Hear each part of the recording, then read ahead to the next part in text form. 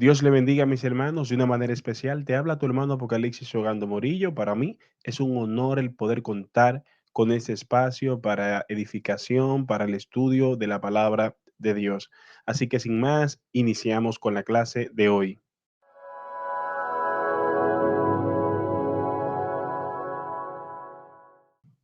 Bien, mis hermanos, como habíamos dicho ya en otras ocasiones, esta serie de estudios que estamos llevando a cabo de forma digital tiene que ver con un seminario que estamos dando en nuestra iglesia local de teología bíblica y sistemática. El fin de transmitir esta clase de forma digital y subirla a este medio es con el propósito de aquellos hermanos que por alguna razón no pueden asistir de forma presencial a la iglesia, es decir, de manera remota, puedan acudir a estos recursos tan interesantes, tan, vamos a llamarle así, edificante para el pueblo de Dios, como lo es la teología y el conocimiento de su palabra.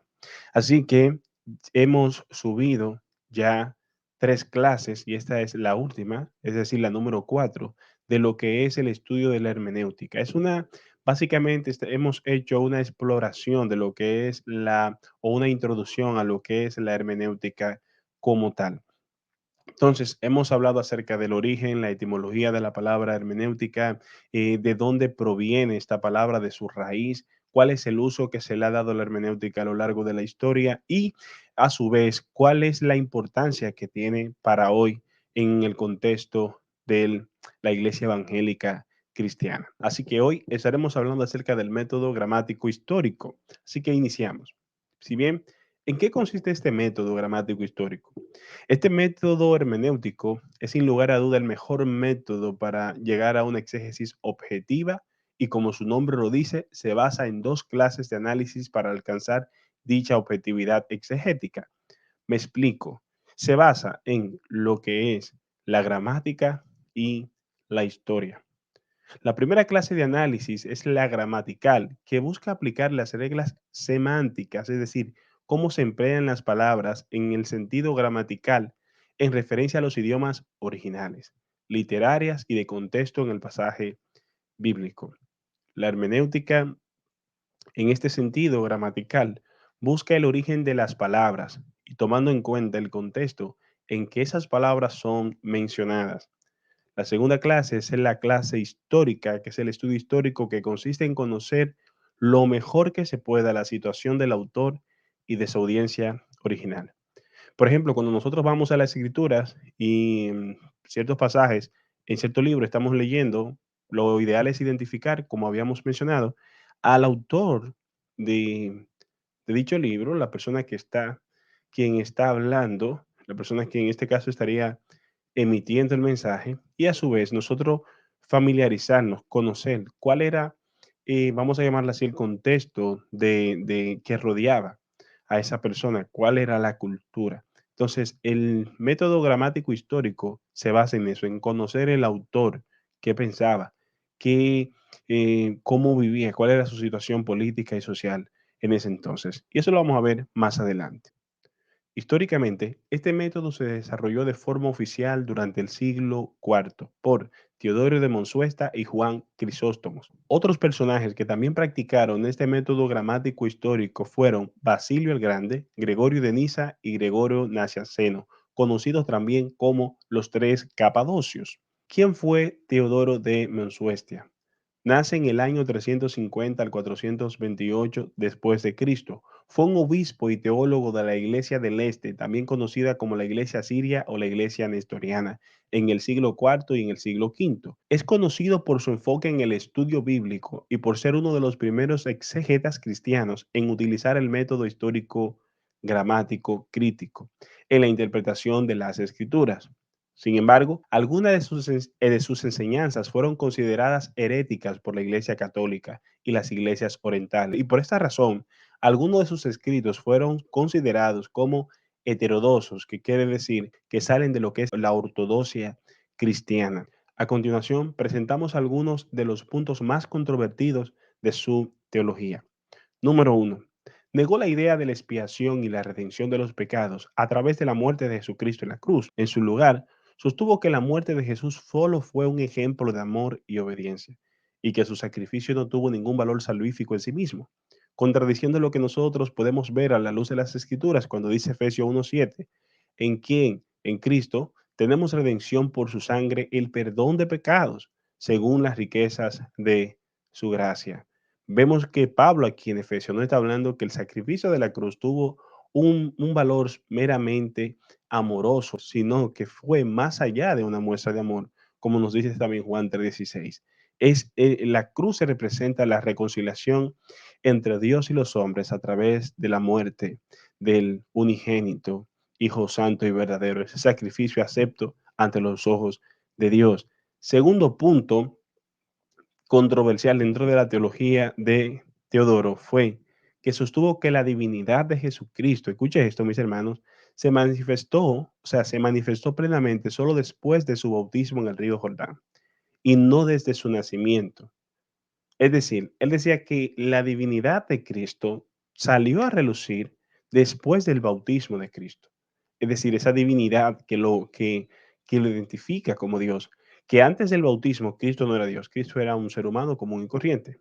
Pero de igual manera, citamos las Escrituras. ¿Qué nos dice la Biblia respecto a Cristo? Juan escribe en su capítulo 1, versículo 1 al 3, donde nos dice lo siguiente: en el principio era el verbo era con Dios y el verbo era Dios. Este era desde el principio con Dios.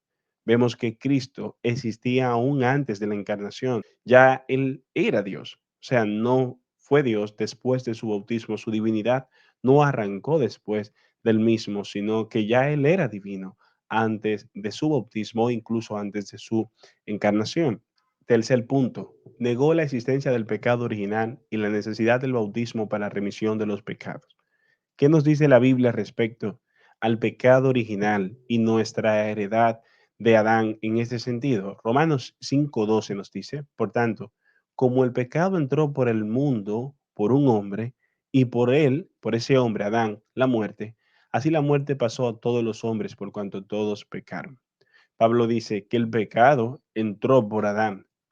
Por Adán, asimismo, entró la muerte y la muerte pasó a todos los hombres. De igual manera, vamos a ver cómo Pablo también en el mismo capítulo desarrolla que así como el pecado entra por un hombre, por Adán entra la muerte, por otro hombre ahora entra la vida.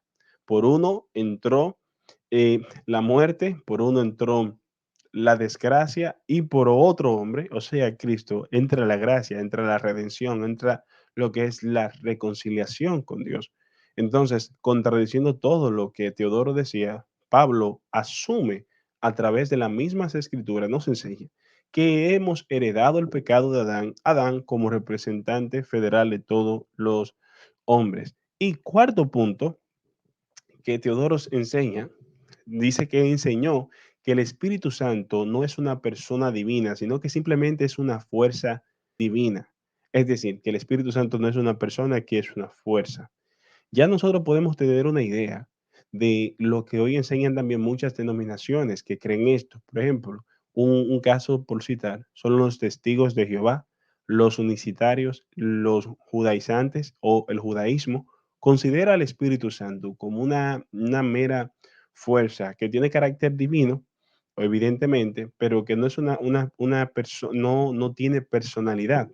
Sin embargo, nosotros podemos ver en las escrituras, en el caso de Hechos, al comienzo de la iglesia primitiva, podemos ver que Ananías, dice Pablo, cuando miente en cuanto a la venta de su terreno, Pablo le dice a Ananías, porque no me has mentido a mí, Ananías, en cuanto a esconder la venta de tu terreno. No, tú le has mentido al Espíritu Santo. O sea, estamos hablando que Pedro a quien le atribuye personalidad al Espíritu Santo y no como una mera fuerza. Al aire se le puede mentir o no mentir. Un aire es impersonal, pero el Espíritu Santo tiene personalidad. Otro pasaje en Efesios 4:30 nos dice, y no contristéis al Espíritu Santo de Dios, con el cual fuiste sellados para el día de la redención. De igual manera, tiene aquí, el apóstol atribuye o menciona que el Espíritu Santo tiene emociones, se siente triste. Entonces, esas son características propias de alguien que tiene personalidad, no de un objeto o de un ser impersonal. Juan Crisóstomo también conocido como Juan Crisóstomo de Antioquía, fue un destacado líder religioso y orador cristiano del siglo IV. Nació alrededor del año 347 en Antioquía, lo que hoy es Siria, y murió en el exilio en el año 407.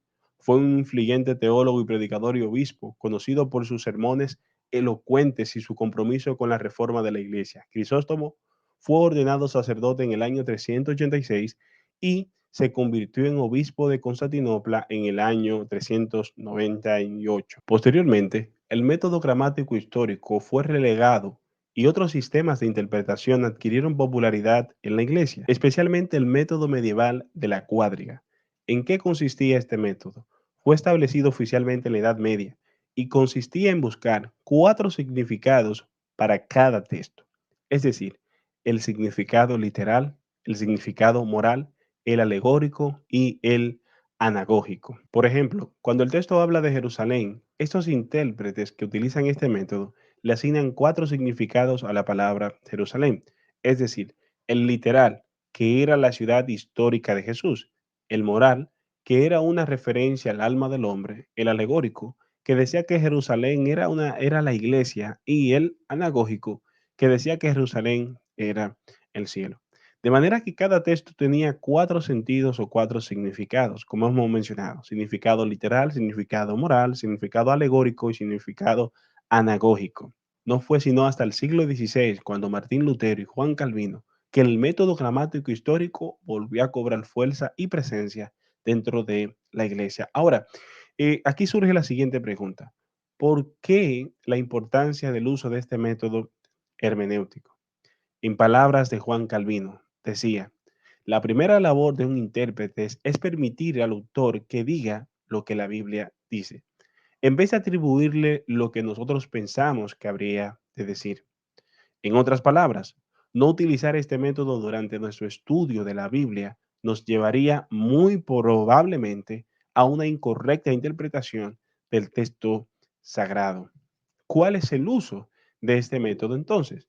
Este método es una técnica de interpretación que se enfoca en comprender el texto bíblico de acuerdo a su contexto histórico, cultural y gramatical. El contexto histórico busca comprender los eventos, costumbres y la cultura del tiempo en que se escribió el texto bíblico. Por ejemplo, cuando se lee el libro de los Salmos en la historia bíblica, el hermeneuta histórico gramatical consideraría los salmos en su contexto histórico, tratando de entender la cultura, la religión y las circunstancias políticas y sociales de la época en que fueron escritos. Si queremos, cuando vamos al libro de los Salmos, por ejemplo, a un salmo de David, Salmo 51, para conocer un poquito más de las circunstancias, deberíamos conocer de antemano la trayectoria de David, su reinado, su actividad en cuanto a la gobernancia, sus diferentes etapas de la vida, en los procesos que aguantó, las persecuciones, los momentos de victoria, pero también los momentos de derrota.